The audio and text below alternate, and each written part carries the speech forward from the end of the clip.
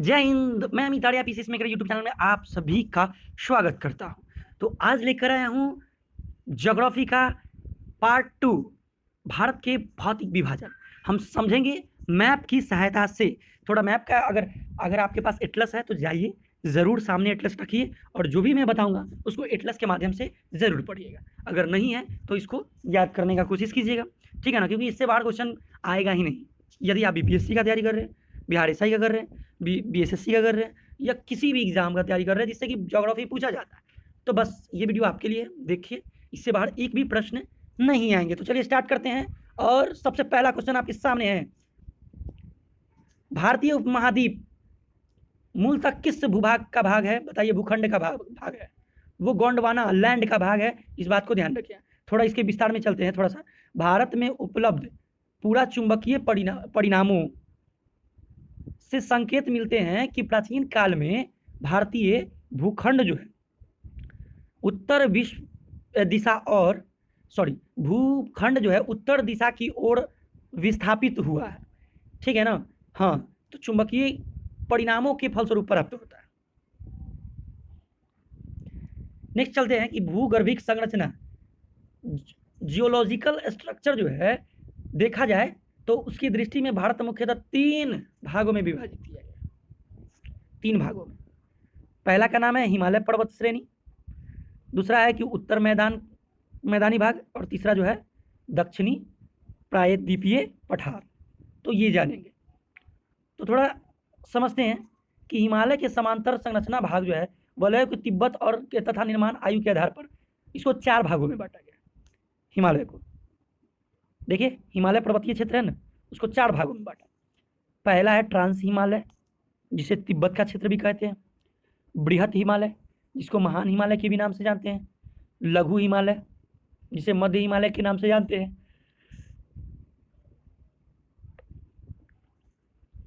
Last जो है बाह्य या उप हिमालय, यह शिवालिक हिमालय के नाम से भी जाना जाता है। समझ में आ रहा है? चलिए आगे देखिएगा कि हिमालय का निर्माण जो है समांतर वलय श्रेणियों से हुआ है। इसमें प्राचीनतम श्रेणी कौन सी है? सबसे प्राचीनतम श्रेणी जो है बृहत हिमालय को माना जाता है। अगर बात करें कि उत्तर भारत के उप हिमालय क्षेत्र के सहारे विस्तृत समतल मैदान को क्या कहते हैं, तो भाबर के नाम से जाना जाता है। उप हिमालय क्षेत्र, ध्यान रखिएगा। नेक्स्ट है कि हिमालय का पर्वत पदीय प्रदेश कौन सा है, तो वो शिवालिक है। हिमालय का पर्वत प्रादीपीय प्रदेश जो, या गलती लिखा है, प्रादीपीय प्रदेश जो है कौन सा है, तो शिवालिक है। शिवालिक शैल समूह के दक्षिण में स्थित भाबर क्षेत्र किस संरचना का उदाहरण है, तो गिरि पद की स्थिति का एक अच्छा उदाहरण माना जाता है। शिवालिक श्रेणी जो है उसका औसत ऊंचाई कितना है, तो 600 से 1200 मीटर लगभग। लघु हिमालय किन श्रेणियों के मध्य स्थित है, तो महान हिमालय और शिवालिक हिमालय के मध्य स्थित है। ये क्वेश्चन याद रखिएगा, एग्जाम में पूछता है कि लघु हिमालय किन श्रेणियों के मध्य स्थित है।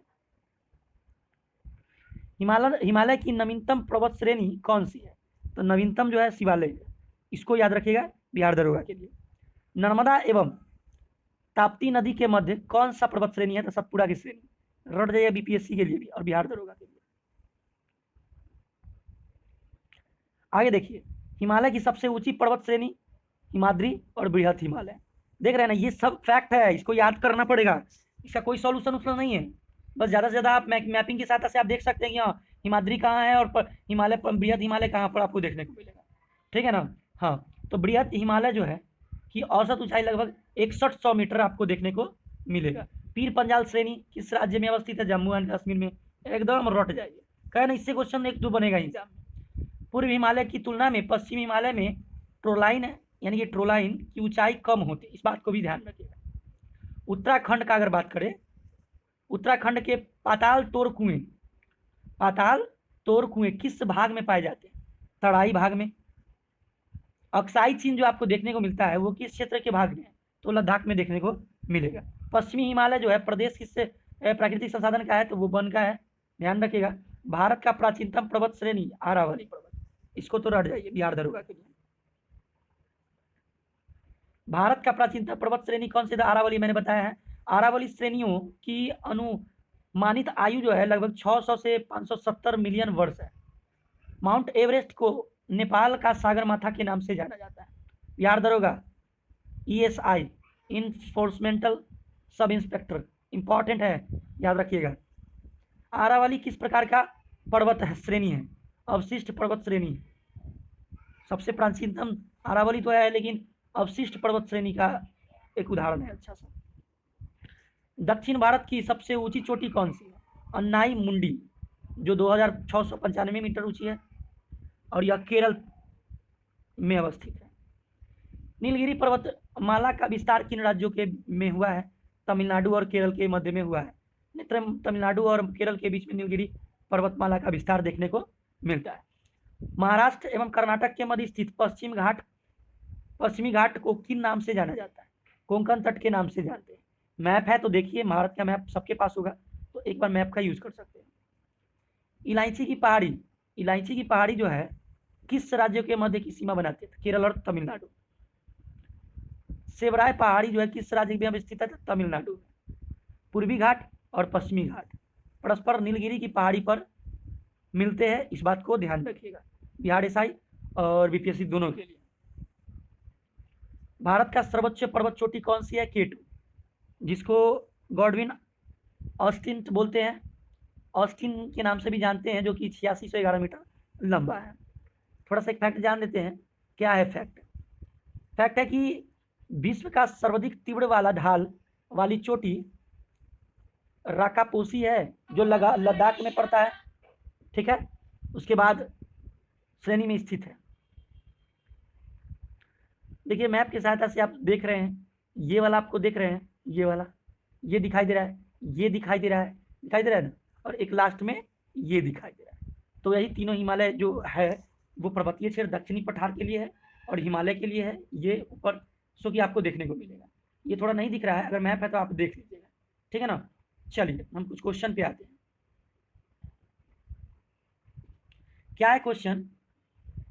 क्वेश्चन में ये है कि माना दर्रा जो है उत्तराखंड को किससे जोड़ता है? माना दर्रा जो है उत्तराखंड को किससे जोड़ता है? तो तिब्बत से जोड़ता है। एकदम रट जाइए, इसको रट ही जाइए बिहार एसआई के लिए। नंदा देवी शिखर जो है किन राज्यों में अवस्थित है? तो उत्तराखंड में, ठीक। आरावली की श्रेणी जो है उच्चतम पर्वत शिखर कौन सी है?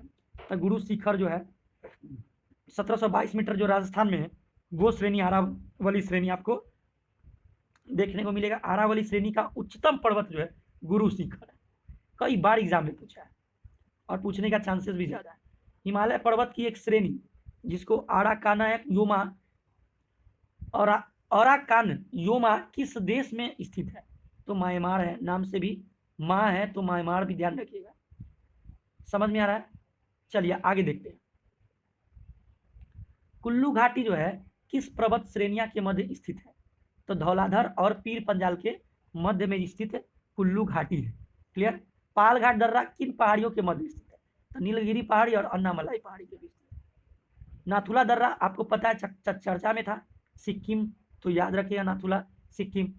एक और फैक्ट है जो कि थोड़ा ध्यान दीजिए, उत्तराखंड में कोनाधारी वनों एवं छोटे छोटे घासों के मैदान को बुलग्यान या प्यार के नाम से भी जाना जाता है। चलिए आगे देखते हैं। लिपुलेख माना और नीति दर्रा किस राज्य में अवस्थित है? उत्तराखंड में, याद रखिएगा। रोहतांग दर्रा जो है वो हिमाचल प्रदेश में स्थित है। थोड़ा रोहतांग दर्रा के बारे में थोड़ा कुछ जानते हैं। एक बात और नोट में ध्यान रखिएगा, पूर्वी हिमालय में औसत जो है हिम रेखा स्नॉग लाइन 3500 मीटर तथा पश्चिमी हिमालय 2500 मीटर की ऊंचाई पर पाया जाता है। इस बात को ध्यान रखिए। भारत का सबसे बड़ा हिमनद जो है कौन है? तो सियाचिन जो है, जो लद्दाख में। क्लियर? चौड़ाबाड़ी जो है ग्लेशियर कहाँ स्थित है?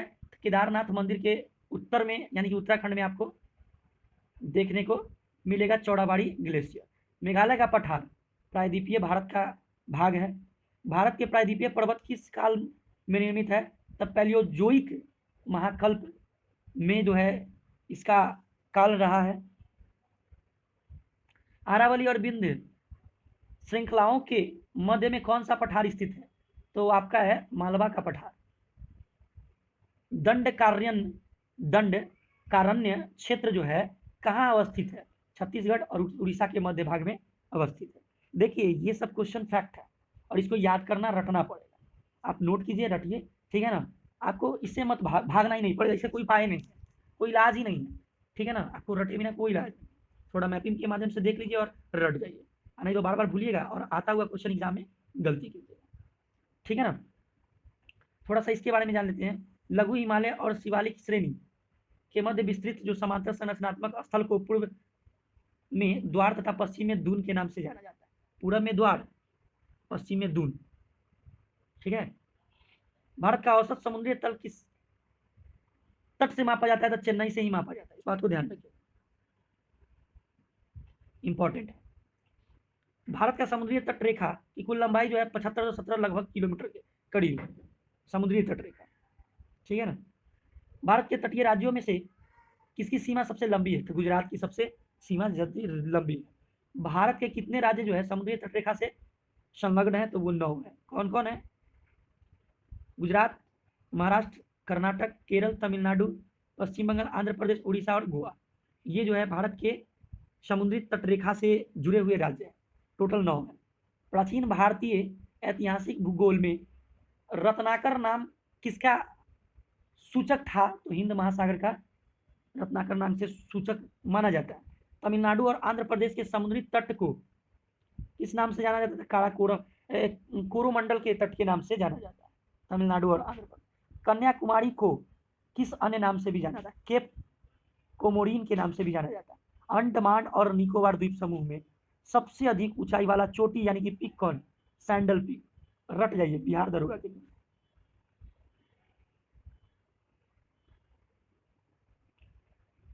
आगे देखते हैं। अंडमान एवं निकोबार द्वीप समूह स्थित है बंगाल की खाड़ी में। अंडमान निकोबार द्वीप समूह के द्वीपों की संख्या 572। 10 डिग्री चैनल जो है किन 2 द्वीपों को पृथक करता है? तो अंडमान निकोबार द्वीप को पृथक करता है। वैरन द्वीप जो है अवस्थित है बंगाल की खाड़ी में। श्रीहरिकोटा द्वीप कहाँ अवस्थित है? तो पुलिकट झील के समीप। राम सेतु कहाँ है? तो धनुष कोडी में। लक्षद्वीप कहाँ अवस्थित है? तो अरब सागर में। भारत का वह कौन सा द्वीप समूह है जो प्रवाल निर्मित कह सकते हैं उसको? लक्षद्वीप। मिनिकॉय द्वीप जो है भारतीय तट रेखा के सुदूरवर्ती द्वीप की श्रेणी में आता है, इस बात को ध्यान रखिए। भारत एवं श्रीलंका के मध्य कौन सा द्वीप स्थित है? तो पंबन द्वीप यानी कि रामेश्वरम में अवस्थित है श्रीलंका। द्वीपों पर बसा हुआ भारत का सबसे बड़ा नगर कौन है? तो मुंबई। कोरी क्रीक कहाँ अवस्थित है? कच्छ के रण में। सर क्रीक विवाद जो है भारत और पाकिस्तान के बीच है। बुर्जिल और बनिहाल दर्रे किस पर्वत श्रेणी में स्थित है? तो पीर पंजाल श्रेणी में स्थित है। हिमालय के प्रमुख ऊंचे शिखर के थोड़ा बारे में जान लेते हैं। माउंट एवरेस्ट के बारे में आप जानते हो? माउंट एवरेस्ट जो है नेपाल में है, 8848 मीटर ऊंचा है। काराकोरम यानी केटू या गार्डविन ऑस्टिड जो है जो भारत में है 8611। भारत का सबसे ऊंचा शिखर कौन है? ध्यान रखिएगा, केटू, इसे गॉडविन ऑस्टिन के भी नाम से जानते हैं। कंचनजंगा भारत में है 8598 दूसरा है। मकालू नेपाल में है 8448 है। धौलागिरी नेपाल में 8172। नंगा पर्वत भारत में है। अन्नापूर्णा भारत में है। नंदा देवी भारत में है। कामेत भारत में है। नामचा भारत में है। तो देखिए भारत में कितना है। फिर गुमला वो तिब्बत में है, ये याद रखिए, ठीक। थोड़ा सा और जान लेते हैं। सतलज और सिंधु नदी के मध्य स्थित हिमालय के भाग को कश्मीर हिमालय या पंजाब हिमालय के नाम से जाना जाता है। तो आज तक का मतलब आज का जो टॉपिक था भारत के भौतिक विभाजन, ये यहीं तक था। लगभग 15 मिनट में कंप्लीट हो गया। इसको 2-4 बार देखिए ना, याद हो जाएगा। बार बार देखते देखते याद हो जाएगा। बस इससे ज़्यादा क्वेश्चन बीपीएससी में या दरोगा में, ठीक है ना, एग्जाम में नहीं, उससे ज़्यादा कुछ मतलब पूछा ही नहीं जाएगा। अगर ये वीडियो अच्छा लगा तो कमेंट करके लिखिए सर अच्छा लगा, और नहीं तो लाइक शेयर और सब्सक्राइब तो बनता है, सब्सक्राइब कीजिए, ठीक है। तो फिर मिलेंगे नेक्स्ट वीडियो के साथ। जय हिंद, जय भारत।